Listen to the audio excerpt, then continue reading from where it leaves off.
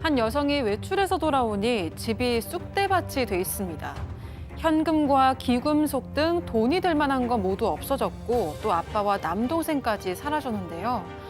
이후 아빠의 소식을 듣게 된 건 30년 뒤였습니다. 대체 가족에게 무슨 일이 있었던 걸까요?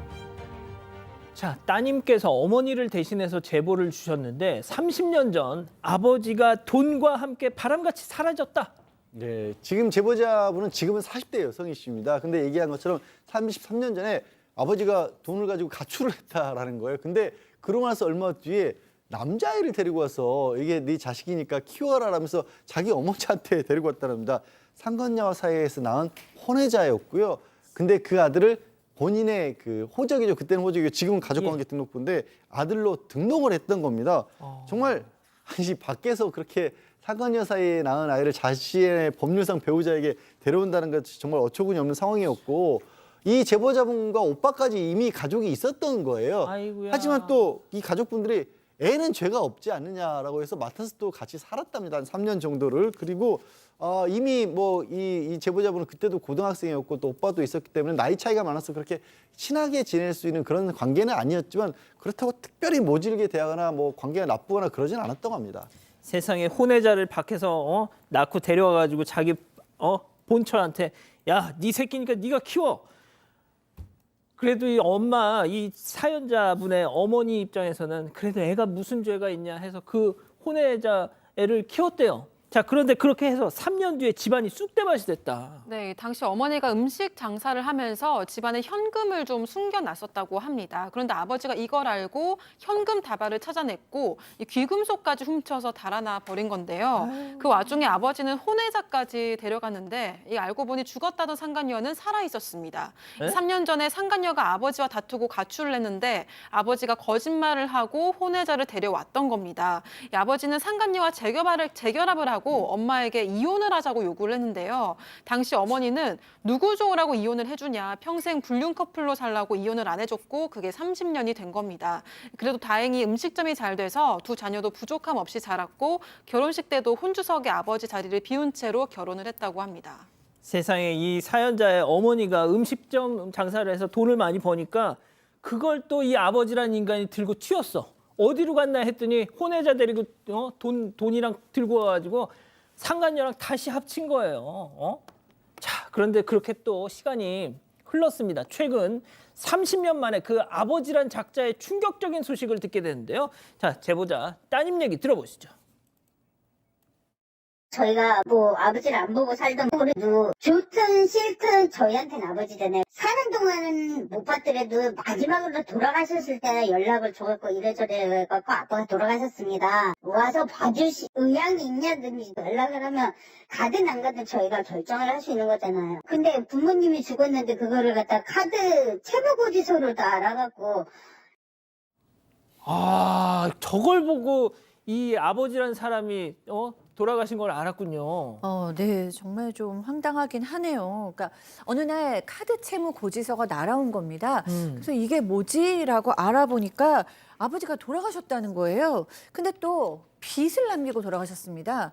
그래서 아버지랑 연락이 되거나 뭐 아버지랑 했었을 때 옛날에는 그러면은 뭐 빚 문제도 좀 해결을 하거나 가족이 있으면 상속 포기라도 할 거 아니에요. 그렇죠. 근데 결국에 아무랑도 연락이 되지 않으니까 결국에는 이 딸이 빚을 다 갚아줬다는 거예요. 나중에 혼외자의 연락처를 알아냈고 전화를 해서 그럼 아버지 산소는 어디냐 인사라도 드리고 싶다라고 얘기를 했더니 나중에 연락드리겠다라는 말만 하고 그다음에 연락이 안 됐다고 합니다. 남들은 진짜 하나 하기도 힘든 걸 갖다가 이 사람은 도대체 몇 개를 하는 거야. 바람도 펴, 빚도 남겨, 잠수도 타. 대단합니다. 예. 자, 그렇지만 이 돌아가시기 직전까지 아버지 이 상간녀하고 혼외자 살았다고 하고 어머니 입장에서는 이 남편을 또 놓아주고 특히 지금 혼외자가 자식으로 등록이 돼 있거든요. 이복 동생이죠, 어떻게 보면. 그때 호적에 올렸으니까. 그렇죠. 가족관계 등록 올렸으니까 그래서 안 되겠다 싶어서 이제 이걸 좀 정리하고 싶다라고 자식들한테 얘기를 했고 그래서 또 왜냐면 엄마가 살아 있잖아, 상간녀가. 그 사람하고 살아야지. 왜 나하고 지금 내가 엄마가 돼 있느냐. 이거 바꿔야 된다라고 해서 아마 여성하고 오빠도 그걸 동의를 했고 이복 동생한테 연락을 좀 취했던 것 같습니다. 예. 연락이 안 돼서 결국은 친생자 관계 부존재 소송을 제기를 했고요. 나중에 이 재판을 제기를 하니까 충격적인 답변이 옵니다. 왜요? 나는 못 나갑니다. 나 들어올 때도 원해서 들어간 거 아닌데 왜 나한테 나가라고 합니까? 그래서 가족관계 등록부에서 못 나간다는 답변이 왔습니다. 아니 지 엄마가 있는데 왜 거기를 못 나가요? 거기로 안 가 왜? 너무 황당하잖아요. 그래서 이 혼외자를 설득해서 카페에서 만났습니다. 당시 상간녀도 함께 나왔는데요. 이 40대 혼외자가 꺼낸 명분은 복수였습니다. 절대 못 나간다. 당신들에게 복수하겠다. 이렇게 얘기를 했습니다. 나를 홀대했다고 주장을 했는데요. 날 때린 거나 욕한 건 아니었지만 그래도 날 너무 외롭게 했다면서 복수를 운운했고요. 그러면서 갑자기 재산 이야기를 꺼냈습니다. 와우. 이 혼외자가 먼저 당신 엄마의 재산에는 관심이 없다. 그냥 나를 좀 내버려둬라 이런 말을 했는데요. 또 혼외자의 친모, 그러니까 내연녀도 애는 죄가 없으니까 가엾고 불쌍하게 여겨달라 이렇게 거들었다고 합니다. 아니 그렇게 가엾고 불쌍한 자기 친자식 자기가 거두라는데 그게 뭐 문제예요? 자 그런데 저는 나는 당신 엄마 재산에 관심 없어. 이게 오히려 관심이 있다는 약간 그런 말로 들립니다. 왜냐? 아까 저희가 말씀드렸잖아요. 이 사연자의 어머니가 식당을 해서 돈을 많이 버셨다고. 그러니까 지금 80대신데 얘기하신 것처럼 상당히 성공을 해서 재산을 많이 가지고 계시다고 합니다. 그리고 누가 물어보지도 않았는데 우리 돈에 관심 없어라고 하는 게 누구라도 수상하게 생각할 만 하잖아요. 그리고 이 제보자의 어머니도 이제 80대시고 건강도 좋지 않으셔서 혹시 이렇게 돌아가실 수도 있고 그렇기 때문에 혼외자 문제를 좀 정리를 하고 싶어 하신다라는 거예요. 그런데 지금 엉뚱한 소리를 하고 있다라는 거고 제보자 입장에서는 아니 홀대를 하고 나를 외롭게 했다라고 하는데 예. 제보자는 억울하시다는 거죠. 30년 동안 아버지 없이 산 거는 우리인데 왜 그 사람이 왜 외롭고 홀대를 당했다 이런 얘기를 하는지 도저히 이해가 안 간다는 겁니다. 그리고 아까도 얘기했지만 그 3년 동안 지낸 동안 그렇게 뭐 특별하게 나쁘게 대하지도 않았다라는 거예요. 좋습니다. 자 그럼 여기서 별별 상담소 오늘의 궁금증 짚어보죠.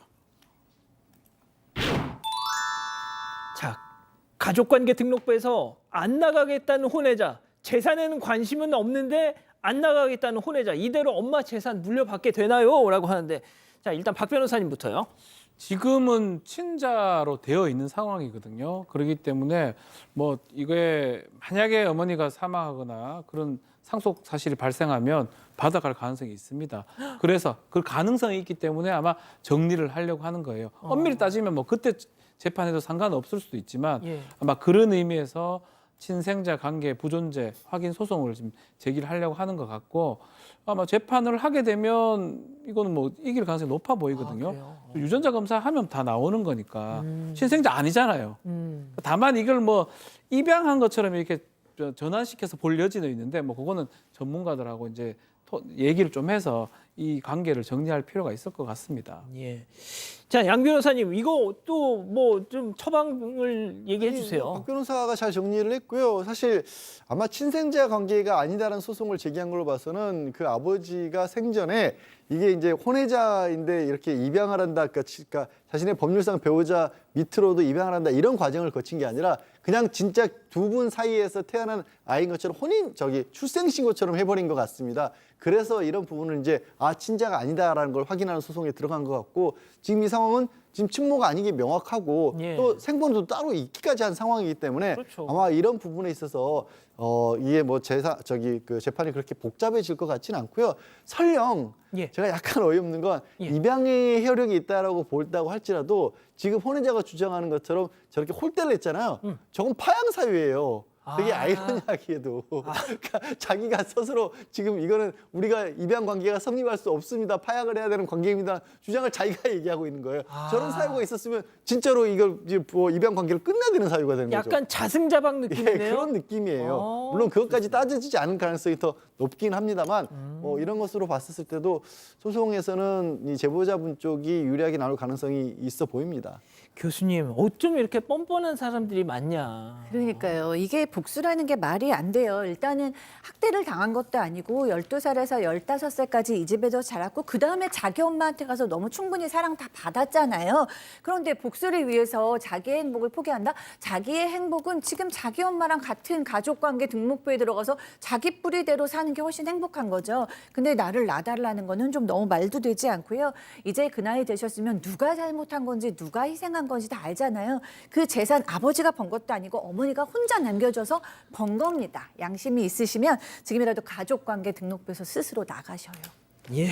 자, 우리 가족 여러분들은 뭐라 하십니까? 네, 다들 분노하셨고요. 랑고님, 아이는 죄가 없어요. 이런 문장으로 상대방 공격하는 거 너무 마음에 안 듭니다라고 하셨고요.